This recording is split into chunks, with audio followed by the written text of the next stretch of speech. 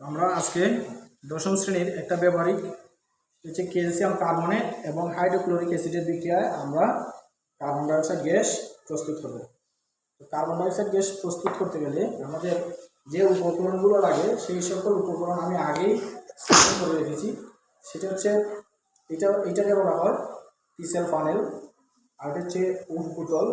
এইটা একটা কর্কের মাধ্যমে আমরা একবারে নিচ পর্যন্ত রাখছি। তো এটা হচ্ছে হাইড্রোক্লোরিক অ্যাসিড। হাইড্রোক্লোরিক অ্যাসিড তীব্র জ্বালানি গন্ধ বিশিষ্ট, এটা আমি একটু বানিয়ে দিলাম হাইড্রোক্লোরিক অ্যাসিডটা। এবং এইটা হচ্ছে একটা বেকার, এইটা হচ্ছে 2 বার সমকোণে বাঁকানো একটি সরু কাঁচকোনা।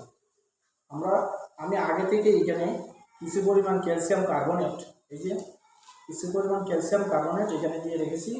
তারপর মোম দ্বারা এই যে কর্কের এইগুলা বন্ধ করে দিয়েছি যাতে কার্বন ডাইঅক্সাইড গ্যাস বাহির না হয়।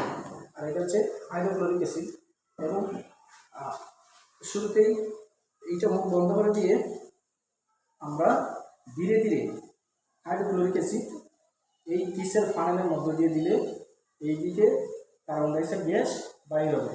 এবং এই কার্বন ডাইঅক্সাইড গ্যাস আমাদের শনাক্ত করার জন্য আমরা এখানে একটা কিছু পানি রেখেছি, যেটা বুদবুদ আকারে যদি আসে তাহলে আমরা বুঝতে পারবো যে কার্বন ডাইঅক্সাইড গ্যাস বাহির হচ্ছে।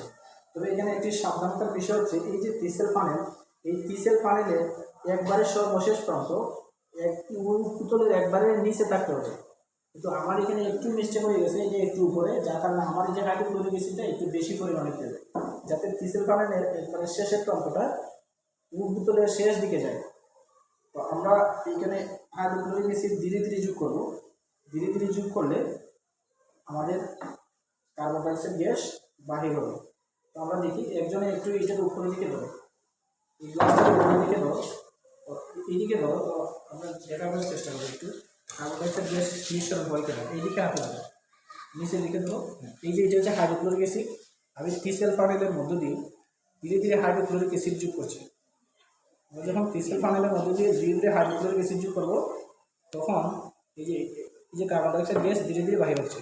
ঠিক আছে, একটু দেখো কার্বন ডাইঅক্সাইড গ্যাস যেন কী পরিমাণ কার্বন ডাইঅক্সাইড বাহির হচ্ছে। আমরা ইচ্ছা করলে এই একটা জারের মধ্যে এই কার্বন ডাইঅক্সাইড গ্যাসগুলো সংরক্ষণ করতে পারি। তো এই হচ্ছে, যত বেশি দেবো তত বেশি রিয়াকশন হবে, এই যে কার্বন ডাইঅক্সাইড গ্যাসগুলো বের হচ্ছে। ঠিক আছে, এবং এই কার্বন ডাইঅক্সাইড বের হবে কয়েকটা পদ্ধতিতে আমরা পারি। এই কার্বন ডাইঅক্সাইড গ্যাস আগুন নেভাতে সাহায্য করে।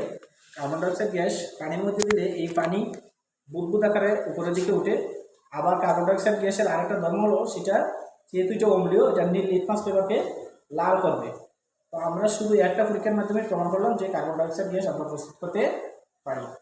ঠিক আছে, দশম শ্রেণীর জন্য একটা 2027-28 সালের যারা আসো তাদের জন্য এই প্র্যাকটিক্যালটা খুবই গুরুত্বপূর্ণ।